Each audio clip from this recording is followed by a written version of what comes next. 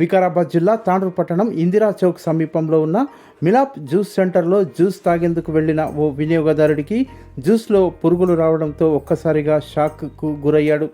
ఇదేమని సంబంధిత దుకాణ యజమానికి ప్రశ్నిస్తే దుకాణ యజమాని మాత్రం నిర్లక్ష్యంగా సమాధానం ఇచ్చాడు.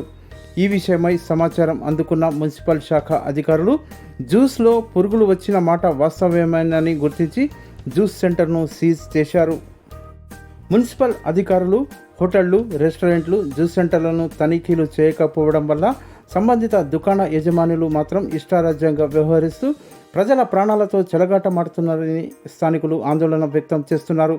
ఇప్పటికైనా సంబంధిత మున్సిపల్ శాఖ అధికారులు తనిఖీలు నిర్వహించి ప్రజల ఆరోగ్యాన్ని రక్షించాలని కోరుతున్నారు.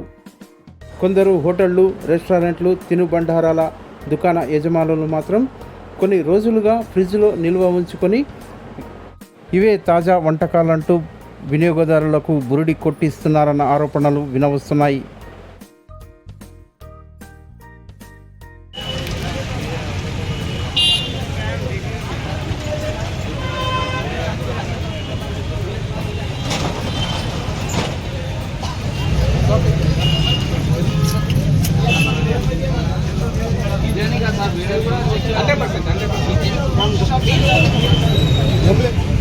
दुकान का ले रहे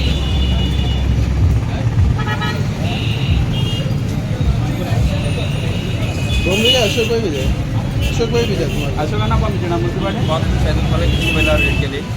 అయితే ఇది 3 days బ్యాక్ చేసిరంట. ఇది ఇప్పుడు ఏమంటారు పెరుగు 24 గంటలు పెడితే ఏమంటారు స్టార్ట్ అవుతుంది. ఇది 3 days బిఫోర్ చేసిరంట. ఇట్లా పురుగులు చూడండి ఎట్లా అయిపోయింది మొత్తం. యాక్చువల్లీ ఇది 24 hours కూడా పెట్టడానికే రాదు. మీరు 3 days బిఫోర్ చేసి పెడతారు. ఇది రెస్పాన్సిబుల్ ఎవరు? ఇప్పుడు మాత్రం చిన్న పిల్ల తినేది దాని రెస్పాన్సిబుల్ ఎవరు చెప్పండి. ఇప్పుడు మళ్ళీ ఎంత ఫ్రిడ్జ్లో కొంచెం ఎంత స్టాక్ ఉంది ఇప్పుడు ఆ ఫ్రిడ్జ్లో